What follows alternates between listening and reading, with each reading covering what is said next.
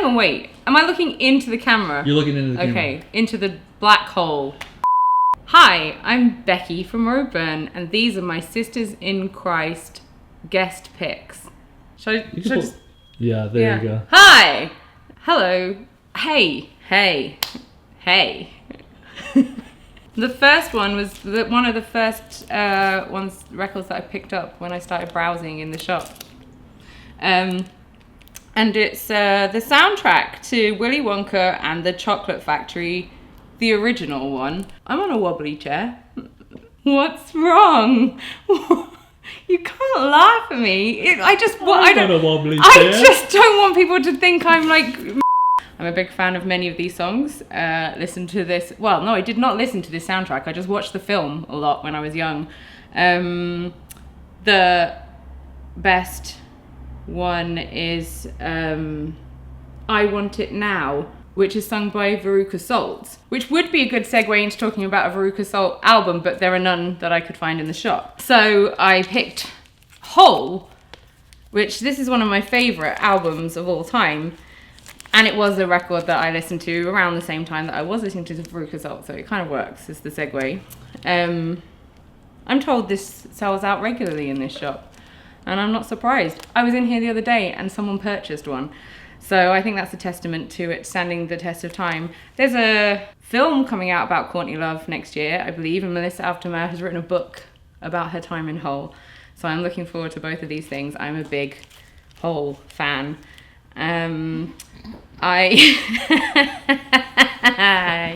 actually recently purchased My Body the Hand Grenade on LP, which came out in 1997. It's a compilation album and it's got some of the best songs on it. But if you're going to start anywhere, I would start here. So the reason that I picked these ones is because I want to talk about the song Because the Night, which features on both of these albums. One by Patti Smith.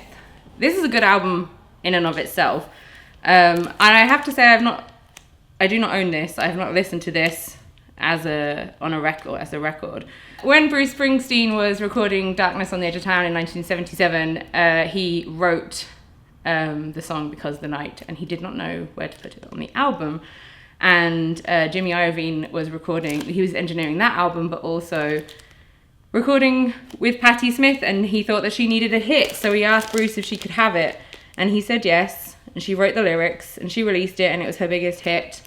And the only place it existed in the Bruce format was on this compilation until 2010. And I've been to see Bruce Springsteen live many times, but it was only this year that I heard it live for the first time, and it's a great song. It costs a lot of money to go and see Bruce Springsteen, but it was worth it for that song. I've chosen this one in honor of Jim, my boyfriend, sweet Jimmy, because he has low interest but high tolerance for the music that I want to listen to. But whenever I ask him if he would like to select music when I'm driving, for example, he will always go for Oingo Boingo. I'm not even sure if he's a particularly big fan of Danny Elfman, who is, I suppose, more famous for doing soundtracks such as Edward Scissorhands. But this is his kind of new wave band. I guess the two most famous songs on this are Just Another Day and Dead Man's Party. And these are the... Oh, Weird Science. I suppose people know that one. But anyway, so this is in honor of Jim. And a good Oingo Boingo fact is that at one point they dropped the Oingo and were just Boingo. That's a real fact. Or was it the other way around? No, I think it was that way around. So they were just Boingo. I guess that was when they tried to be a more serious band, perhaps. Not sure it worked. Oingo Boingo.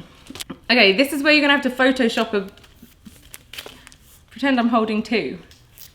Can you do that? Do you have the talent? Something, we'll figure it out. Okay, so I came in the other day to this magnificent shop, and I had earmarked a few things that I thought I would talk about.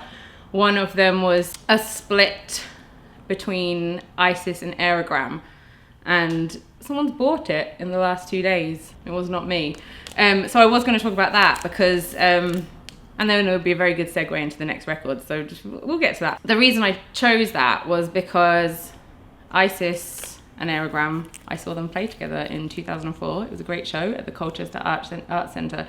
And I saw Isis play many times in the years after that. And I think they were like a formative band in my discovery of heavier music. I was a big fan of a lot of stuff on Hydra Head. And this particular split, which I do not have in my hand, was part of a project by, I think it's a Dutch label, Concurrent, who were basically pairing artists together to record something. And I think that that's an interesting thing to do. I'm a fan of collaborations. But as a substitute for Isis, I have picked up this Cave-In record. This is a Relapse record, but Cave-In had a lot of stuff on Hydra Head, and they are one of my favourite bands, so they are not a bad substitute to have.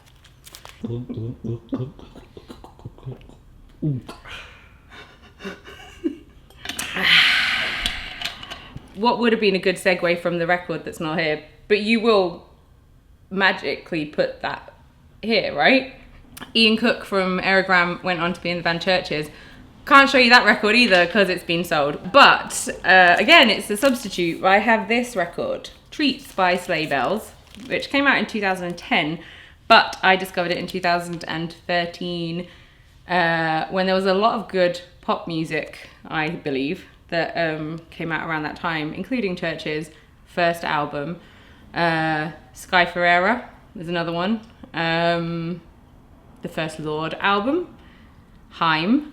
So anyway, I think 2013 was a good year for pop. This was not a 2013 album, but that's when I discovered it. And I was talking about them today, and I'm told that they're a very, very loud live band, but I have not had the honour of seeing them live yet. But I highly recommend this album if you're a fan of jangly pop. Is that the right way to describe them? I don't really like that word, but jangly, that'll do. That's the last of the records that I have. I picked up this little zine. It's called Essential Oils to Destroy the Patriarchy. I'm not sure how effective that is as a method, but we could use all the help we can get, so I'll take it. But there's a lot of good zines here. One day I'm gonna have one of my zines sold here. Just, you know, watch this space. And then the other thing that I picked up, I'm not actually going to buy these and take them home. They won't fit in my suitcase. But I discovered these, which I did not know existed until this week. There's 2 volumes, Terrorized, the collected interviews by Ian GLASPER, who is in a band called Stamping Ground, and he wrote many interviews with bands in the magazine Terrorizer, which was, again, very instrumental in my education of heavy music. And I read it a lot for a long time. And it was really important for discovering new bands. Oh, what's this? Looks like I've just discovered a new band.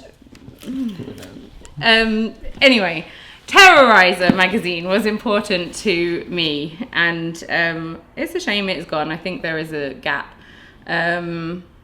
where heavy music could be covered better in the written word.